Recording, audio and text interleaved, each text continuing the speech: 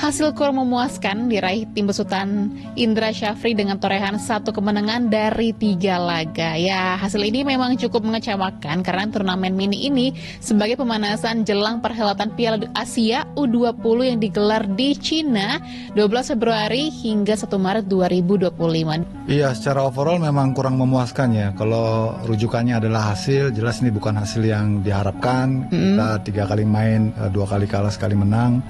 Beruntung kita pertandingan tadi kita lihat melawan India di laga terakhir kita bisa menang, itu diharapkan bisa menjadi moral kebangkitan menjelang laga di Piala Asia nanti. Tapi kekalahan di 2 laga sebelumnya tentu menjadi catatan yang saya kira harus benar-benar menjadi evaluasi mendalam, karena lawan-lawan yang nanti kita hadapi di Piala Asia yang sesungguhnya jauh lebih kuat dari ini. Anyway, kalau dilihat dari rangkaian persiapan tim ini, memang boleh dibilang tim U20 kali ini persiapannya cukup panjang ya. Kalau dirunut dari tahun 2024 saja sampai sekarang memasuki awal 2025, mereka sudah persiapan hampir setahun kalau boleh dibilang. Jadi memang tim ini sesungguh-sungguhnya disiapkan untuk tujuan yang paling tinggi ya, yaitu lolos ke Piala Dunia. Aduh, peningkatan inilah dia yang kita tunggu-tunggu guys ya. Asisten pelatih sudah tiba di Jakarta. Buset dah guys, gokil Jo. Padahal coach masih lama sebenarnya coach. Maret masih lama coach. Wah, buset ini kayaknya sih guys ya sedang mengurusi berkas ya, atau juga sedang ya mungkin lah ada sebuah cek pemain ya, cek pemain gitu liga. Ya. Jadi dirinya bisa datang ke Jakarta. Buset ya, padahal guys ya, padahal Patrick Kluivert sama Dani Lanzat udah dari kemarin gitu ya. Alex Pastor baru sampainya sekarang. Wah, gokil ya. Semoga aja guys ya, semoga aja dengan kedatangan ini ya bisa menambah formasi bagi Alex Pastor untuk di bulan Maret cuy. Semoga aja guys, kita dukung terus. Patrick Kluivert dan para asistennya sudah tiba ya, sudah lengkap paket ini ya, didahului oleh pelatih atau asisten pelatih yang akan mengurus itu taktik, strategi ya, analis yang sangat baik. Alex Pastur Sabtu siang udah tiba duluan bahkan, dan menyusul pada malam hari Patrick Kluivert dan 2 asistennya tiba di Bandara Internasional Soekarno-Hatta di Cengkareng.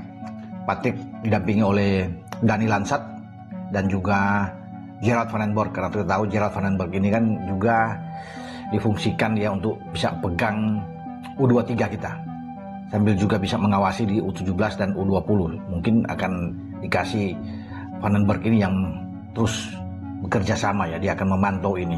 Karena U17 kita tahu dipegang oleh Nova, dan Coach Indra pegang U20 yang dipersiapkan sekarang menuju ke Cina. Ya, karena sudah balik dari setelah pertandingan di Mandiri U20 Challenge Series di Jawa Timur.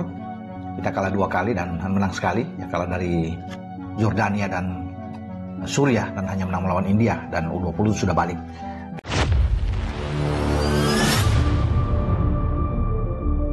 Evaluasi hasil buruk Timnas U20 Indonesia di Mandiri U20 Challenge Series 2025.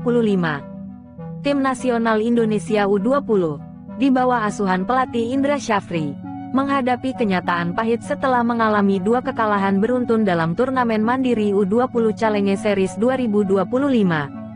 2 pertandingan melawan Yordania dan Suriah berakhir tanpa satupun kemenangan atau bahkan gol yang mampu diciptakan oleh skuad Garuda Muda. Hasil ini menimbulkan tanda tanya besar terkait tim kesiapan dalam menghadapi ajang yang lebih kompetitif ke depannya, termasuk Piala Asia U20 2025 yang akan segera digelar. Meski turnamen ini bersifat uji coba dan menjadi bagian dari proses persiapan, kekalahan yang dialami tetap menimbulkan Olimpiade, terutama karena skuad Indonesia seharusnya sudah lebih siap setelah melalui berbagai tahapan seleksi dan pemusatan latihan. Evaluasi menyeluruh pun perlu dilakukan untuk mengidentifikasi kelemahan yang masih menjadi kendala dalam permainan Timnas U20, baik dari segi teknis, taktik, maupun mental. Hasil pertandingan: kekalahan beruntun melawan Yordania dan Suriah. 1. Kekalahan perdana melawan Yordania, 0-1. Namun, meski unggul jumlah pemain hampir sepanjang laga, Indonesia tetap gagal memanfaatkan situasi tersebut. Justru Yordania yang berhasil mencetak gol melalui serangan balik cepat, memanfaatkan kelengahan lini belakang Indonesia. Gol tunggal dalam pertandingan ini lahir di menit ke-56 melalui sepakan keras dari luar kotak penalti yang tak mampu diantisipasi dengan baik oleh kiper. Selama pertandingan, Garuda Muda terlihat kesulitan dalam membangun serangan yang efektif. Beberapa peluang sempat tercipta, namun buruknya penyelesaian akhir serta kurangnya kreativitas di lini tengah membuat Indonesia gagal mencetak gol. Akhirnya, pertandingan berakhir dengan skor 0-1 untuk kekalahan Timnas U20. 2. Kekalahan kedua melawan Suriah 0-2. 3 hari berselang. Sorotan utama dari pertandingan ini, gagal dalam membangun serangan dan menciptakan peluang berbahaya. Lini pertahanan kembali lengah dalam mengantisipasi bola udara dan bola mati. Koordinasi antar lini masih belum solid, terutama saat menghadapi tekanan dari lawan. Uji coba ini adalah bagian dari proses evaluasi. Kami akan melihat kembali rekaman pertandingan dan menganalisis apa saja yang perlu diperbaiki. Yang jelas, kami harus lebih tajam di lini depan dan lebih disiplin di lini belakang, ujar Indra Syafri dalam konferensi pers pertandingan pasca.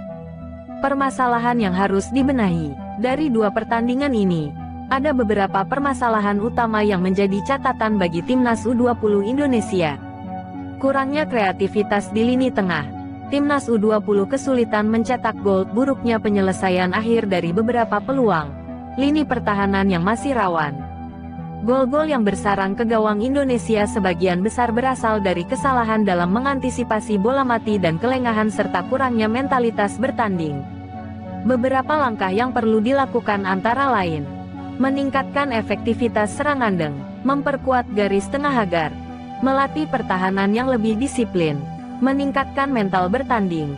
Lagi, dengan kerja keras dan perbaikan yang tepat, Timnas U20 Indonesia masih memiliki peluang untuk tampil lebih baik di turnamen resmi mendatang. Meskipun hasil buruk di Mandiri U20 Challenge Series menjadi pukulan telak, ini bisa menjadi batu loncatan bagi Garuda Muda untuk semakin berkembang dan siap menghadapi persaingan di level yang lebih kompetitif. Garuda Muda tetap bersemangat. Kekalahan Timnas Indonesia U20 dalam pertandingan terbaru mereka kembali memicu kejadian di kalangan pecinta sepak bola tanah air. Anak asuh Indra Syafri harus mengakui keunggulan lawan setelah tampil kurang maksimal, dengan permainan yang dianggap minim variasi dan taktik yang mudah.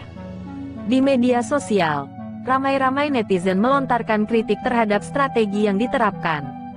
Banyak yang menilai skema permainan Timnas terlalu monoton, kurang kreativitas dalam membangun serangan, dan mudah diantisipasi oleh lawan.